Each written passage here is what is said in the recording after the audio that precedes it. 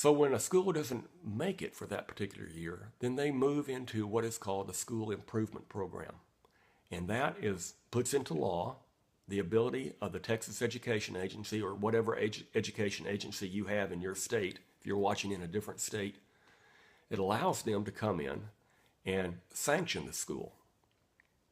Do things that will eventually lead to teachers losing their jobs, principals losing their jobs, and the school being taken over by the education agency in your state.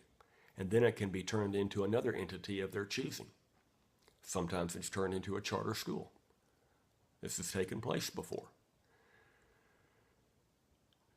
Now, a school has a very difficult job overcoming being in the school improvement program, especially during No Child Left Behind, because what happens is you work and develop your plan and execute your plan and try to get your students to that point where they're going to pass the test. And then what happens the next year? The percentage goes up. And why does it go up? Because we've got to make adequate yearly progress towards perfection in 2014.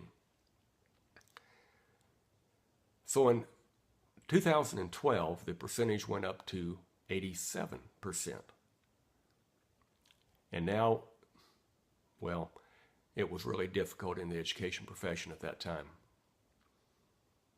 We had the superintendents crying out to the governor crying out to education commissioner, to the U.S. Department of Education, we need relief. Something's got to happen. Everybody's going to fail. And everybody would have failed because it's not going to happen that 100% pass the test.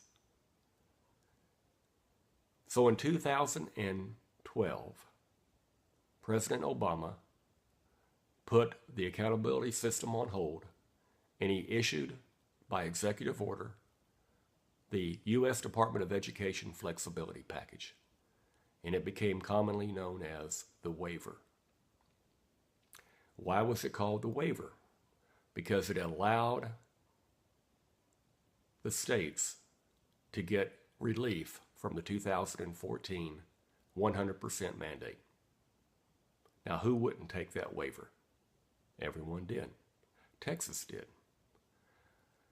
In 2013, Commissioner Williams issued his application for the waiver, and it was accepted. Now, what were the conditions of the waiver? Because as everyone knows, the federal government would not allow you to get a gift like that without expecting something in return. So what did the states have to give in return? Well, the states had to give the agreement that they would incorporate into their curriculum college and career-ready standards that were a part of what President Obama and the U.S. Department of Education wanted to have passed in every state. And that turned out to be Common Core. Whenever you hear the term college and career-ready, that means Common Core. It also dictated that the evaluation of teachers and principals would have to be measured through the outcomes of the test, so that an evaluation of a teacher, or an element of it, would be linked to how that teacher taught their students to the test so that they passed the test. So that forever put in play then, from that point forward, the phrase that we have heard over and over again, the teacher is only teaching to the test. That's why. Elements in their evaluation is riding on that. The last thing that the waiver required was that every state had to develop their own plan that would move their state to 100% proficiency. Yes, that's correct. 100% proficiency. And we did that here in Texas. And you did it in your state, wherever you're watching from. And I'm going to show you now a document from the waiver application that demonstrates just exactly what I'm talking about. So here's the document right here, and I'll show it to you on the screen.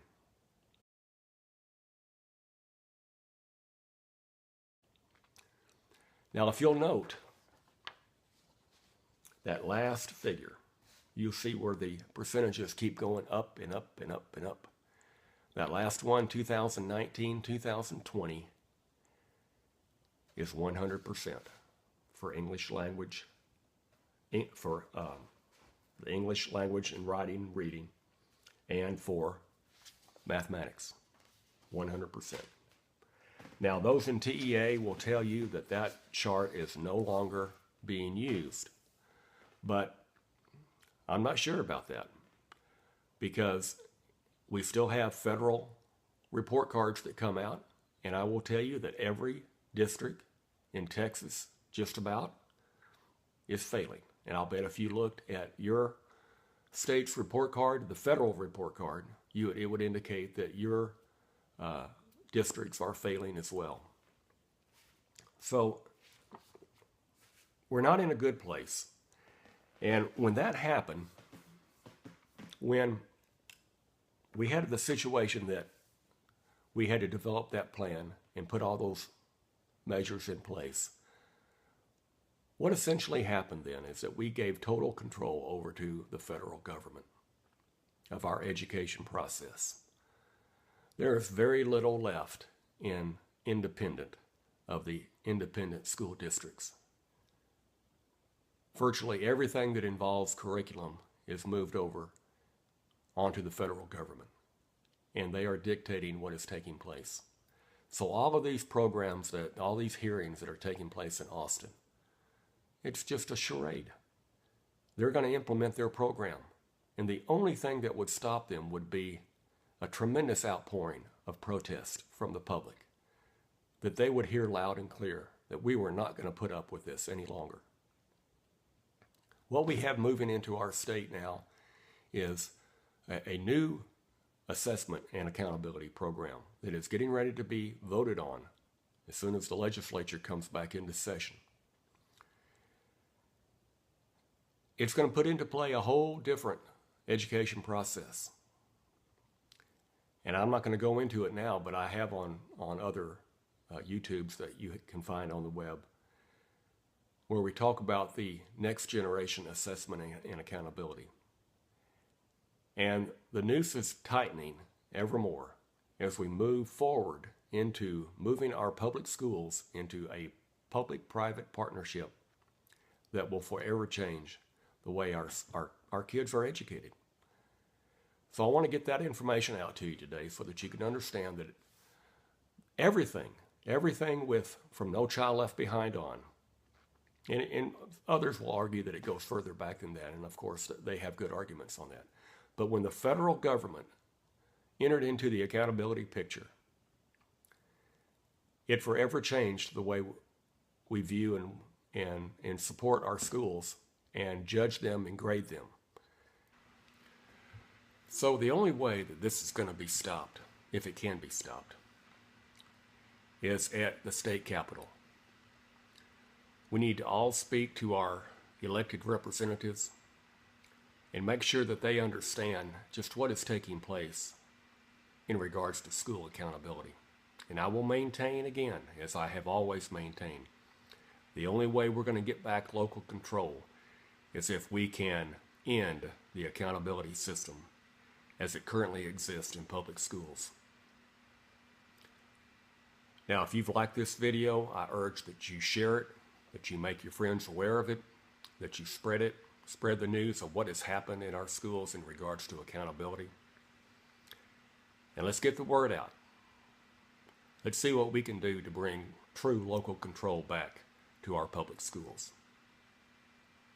I'm Dr. Pat Huff. That's Truth and Accountability. I'll see you next week.